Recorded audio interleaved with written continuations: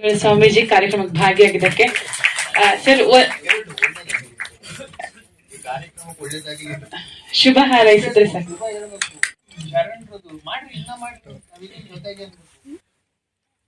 ನನಗೆ ಅವರು ಫೋನ್ನಲ್ಲಿ ಏನು ಮಾತಾಡಿದ್ರು ಅಂತೂ ಸರಿಯಾಗಿ ಕೇಳಲಿಲ್ಲ. ನಿಮ್ಗೆ ಇದೇ ಸಿನಿಮಾದ ಒಬ್ಬ ನಟನ ಮನೆ ಪಕ್ಕದಲ್ಲಿ ನನ್ನ ಮನೆ. ಆ ನಟನ ಹುಟ್ಟು ಹಬ್ಬಕ್ಕೆ ಭಾರಿದೊಂದು ಪಟಾಕಿ ಸಿಡಿಸಿ ನನ್ನ ಶರಣ ಶಕ್ತಿ ಹೋಗ್ಬಿಟ್ಟು, ಹೀಗಾಗಿ ನನಗೆ ಮೊದಲಿನ ಹಾಗೆ ಎಲ್ಲರೊಡನೆ ನೇರವಾಗಿ ಮಾತಾಡೋದು ಹೋಗ್ಬಿಟ್ಟಿದೆ. ಇದಂತೂ ಸರಿಯಾಗಿ ಕೇಳಲಿಲ್ಲ. ನಿಮ್ಗೆ ಇದೇ ಸಿನಿಮಾದ ಒಬ್ಬ ನಟನ ಮನೆ ಪಕ್ಕದಲ್ಲಿ ನನ್ನ ಮನೆ. ಆ ನಟನ ಹುಟ್ಟು ಹಬ್ಬಕ್ಕೆ ಭಾರಿದೊಂದು ಪಟಾಕಿ ಸಿಡಿಸಿ ನನ್ನ ಶರಣ ಶಕ್ತಿ ಹೋಗ್ಬಿಟ್ಟು, ಹೀಗಾಗಿ ನನಗೆ ಮೊದಲಿನ ಹಾಗೆ ಎಲ್ಲರೊಡನೆ ನೇರವಾಗಿ ಮಾತಾಡೋದು ಹೋಗ್ಬಿಟ್ಟಿದೆ.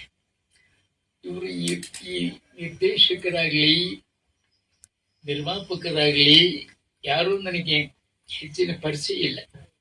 ಅದ್ರ ದೂರವಾಣಿಯಲ್ಲಿ ಹೇಳಿದ್ರು ಇದು ಬಸವಣ್ಣನ ಕುರಿತಂತಹದ್ದು ಅಂದಾಗ ಸಹಜವಾದಂತಹ ಆಸಕ್ತಿ. ಇವತ್ತು ಅದ್ರ ಚಿತ್ರ ನಾನು ಪೂರ್ತಿ ನೋಡಿಲ್ಲ, ಕೊನೆಯಲ್ಲಿ ಬಂದೆ. ಹಾಡನ್ನ ಹಾಕಿದ್ದಾರೆ, ಮತ್ತೆ ಅದು ಭಾರಿ ಶಬ್ದದಿಂದಾಗಿ ಏನಂತ ಅದು ಕೂಡ ನನಗೆ ಕೇಳಲಿಲ್ಲ. ನಾನು ನಿಧಾನವಾಗಿ ನೋಡಬೇಕಾಗ್ತದೆ. ಏನೇ ಇರಲಿ, ಶ್ರಮ ಪಟ್ಟಿದ್ದಾರೆ ಅನ್ನೋದಂತೂ, ಸಾಹಸ ಮಾಡಿದ್ದಾರೆ ಅನ್ನೋದು ಆ ದೃಶ್ಯಗಳಿಂದ ಕಾಸ್ಟ್ಯೂಮ್ಸ್ ಬಗ್ಗೆ ಬಹಳ ಖರ್ಚು ಮಾಡಿರೋ ಕಾಣಿಸ್ತದೆ. ಅದರ ಉತ್ತರ ಕರ್ನಾಟಕದ ಸಂಸ್ಕೃತಿಯನ್ನು ಅದರಲ್ಲಿ ಪಾಲಿಸಿದ್ದಾರೆ. ಅದು ಬಹಳ ಮುಖ್ಯವಾದಂತಹದ್ದು. ಏನೇ ಇರಲಿ, ಇವತ್ತು ಬಸವಣ್ಣನನ್ನ ವಿಶ್ವಗುರು ಬಸವಣ್ಣ ಸಾಂಸ್ಕೃತಿಕ ನಾಯಕ ಅಂತ ನಮ್ಮ ಕರ್ನಾಟಕ ಸರ್ಕಾರ ಘೋಷಣೆ ಮಾಡಿರೋ ಸಂದರ್ಭದಲ್ಲೇನೆ ಈ ಚಿತ್ರ ತಯಾರು ಮಾಡಿರೋದು ತುಂಬಾ ಸೂಕ್ತವಾಗಿದೆ. ಇದು ಚಿತ್ರವನ್ನ ಒಬ್ಬೊಬ್ಬರು ಒಂದೊಂದು ದೃಷ್ಟಿಯಿಂದ ಬಸವಣ್ಣನನ್ನು ನೋಡಿರಬಹುದು.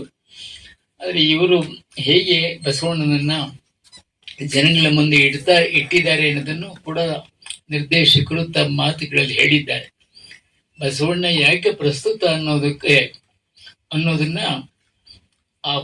ಈ ಚಿತ್ರದಲ್ಲಿ ಅವರು ಸರಿಯಾಗಿ ನಿರೂಪಣೆ ಮಾಡಿದ್ದಾರೆ ಅಂತ ನಾನು ನಿರೀಕ್ಷೆ ಮಾಡಿದ್ದೇನೆ.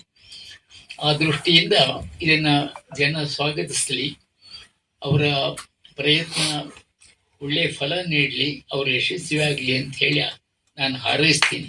ಚಿತ್ರವನ್ನ ಪೂರ್ತಿ ನೋಡಿದಾಗ ನಾನು ಏನು ಅಭಿಪ್ರಾಯ ಕೊಡಬೇಕು ಅದನ್ನ ನಾನು ಕೊಡ್ತೇನೆ. ನೀವು ಅನುಭವ ಮಂಟಪ ಅಂತ ಪ್ರಸ್ತಾಪ ಮಾಡಿದರು. ನಾನು ಅದರ ಸಮಿತಿಯ ಅಧ್ಯಕ್ಷನಾಗಿರೋದ್ರಿಂದ ನನಗೆ ಅದು ಒಂದು ಸಂತೋಷ.